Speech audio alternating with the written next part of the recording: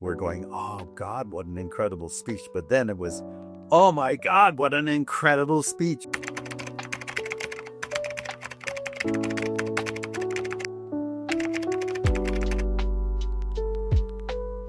We've raised all the money to come here ourselves, to come 5,000 miles to tell you adults you must change your ways. You know, when we got the invitation for her to speak, actually, Tara and I were on a number of panels and during the meeting, and every time we stop our presentation and say, now we should hear from the kids, and we get Severn and her gang to come up. And William Grant, or James Grant, was the head of UNICEF, happened to hear Severn. And he told Maurice Strong, who was a Canadian that was behind the Rio conference, Maurice, you should get that kid on stage. So we get this call saying, we're going to put Severn on, she can talk for 5 minutes. So we're running around writing all this stuff. And I said, Sam, this is what you got to say. She said, Dad, I know what I'm going to say. I just want you to tell me how to say it. But so that's all her words, which every time I hear it, I'm just blown away that this 12-year-old kid had I think her innocence as a child allowed her to see things in a much clearer way, in the same way as Greta.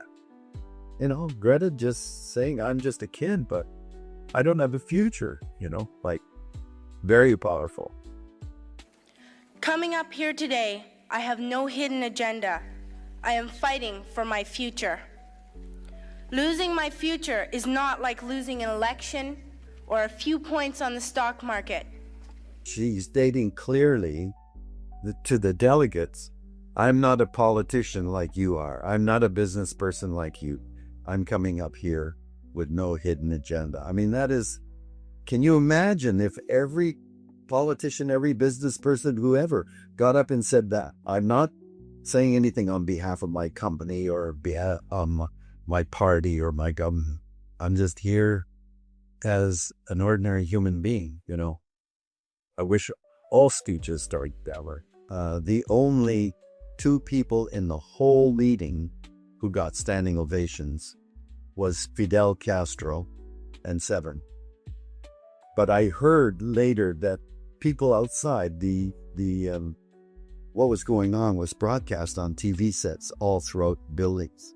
And people just, when Severn started to talk, they just clustered around these TV sets. So she had a big audience. And at the very end, if you look at it, you'll see when she goes back to her seat, a guy comes, you can only see his back, to shake hands.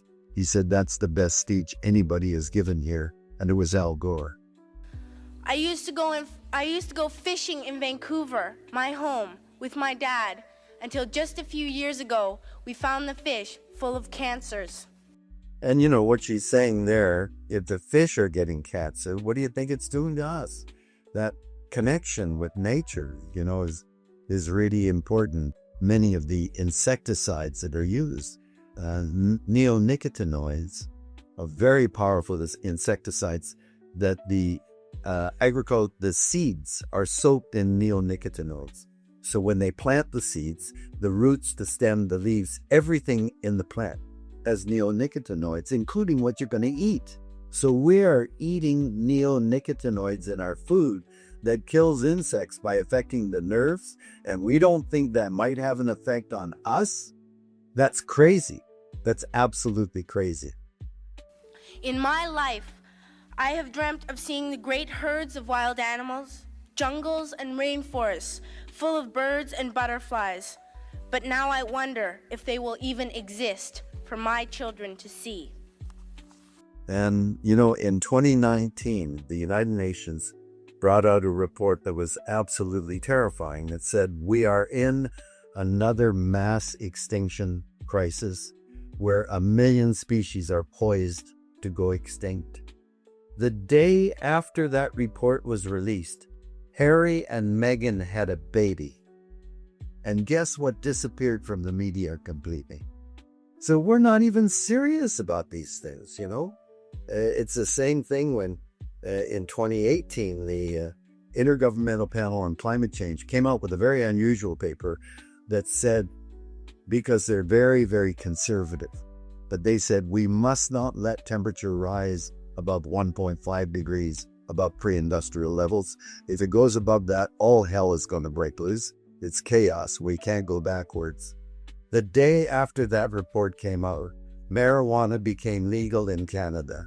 And again, guess what disappeared from the media? So the media are caught up in this 24-hour news cycle. Anything that's a day old is stale news. And so, it's just constantly new, forget all of this stuff. If you don't know how to fix it, please stop breaking it. That's such a great statement, like admit our ignorance. We're powerful, but we're ignorant about what the consequences will be. So why break what works? At the time, I have to admit, I was so worried that she's going to, freak out or stumble. I was just, doing good. But I wasn't listening any longer to what she was saying. I was just hoping she could get the speech through. And of course, it was only at the end when we're going, oh God, what an incredible speech. But then it was, oh my God, what an incredible speech. We could think about what she just told them. In my country, we make so much waste. We buy and throw away, buy and throw away, buy and throw away. And yet northern countries will not share with the needy. Even when we have more than enough, we are afraid to share. We are afraid to let go of some of our wealth. Really, really powerful statement about inequity and, the fact that the richest countries in the world are causing the problems. And yet we're not even willing to take some of that, share with the poor. When the richest man in the world, he could never spend the money he's got in 1,000 lifetimes, simply wants to abandon the planet and go to Mars. Like, what the hell? All that money, one person is worth that much money, and yet over half of the population of the planet is struggling to survive? If that doesn't say something about us as a species, what kind of a species are you? 2 days ago here in Brazil, we were shocked when we spent time with some children living on the streets. This is what one child told us. I wish I was rich. And if I were, I would give all the street children food, clothes, medicines, shelter, and love and affection. If a child on the streets who has nothing is willing to share, why are we who have everything still so greedy? That is just such a powerful statement.